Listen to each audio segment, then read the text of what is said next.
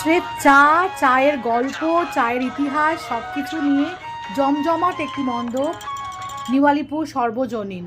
জানেন, নিবেদিতা ছিলেন চা অন্তপ্রাণ। রবি ঠাকুর চা ভালোবাসতেন আমি জানি, কেননা কোণার্কের বারান্দায় চায়ের আসর বসেছে।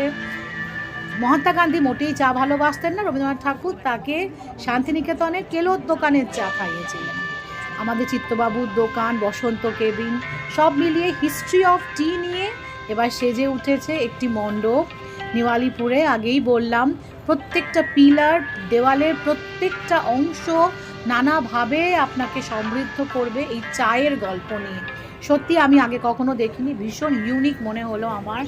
সেরকম তার সাজসজ্জা, আলোকসজ্জা এবং প্রত্যেকটা ছবির সাথে গল্প সুন্দরভাবে পরিষ্কার বাংলায় লেখা। চায়ের উৎস চীন, চায়না। সেখানে এক রাজা বসে গরম জল খাচ্ছিলেন, উড়ে এসে পড়ে চা পাতা, তারপর সেই পানীয় তার অত্যন্ত ভালো লাগে, সেখান থেকেই চায়ের জন্ম।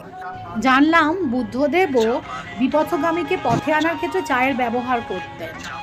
অসাধারণ মাতৃমূর্তি, থিমের সঙ্গে সাযুজ্য রেখেই তো আজকাল মায়ের মূর্তি তৈরি হয় প্যান্ডেলগুলোতে।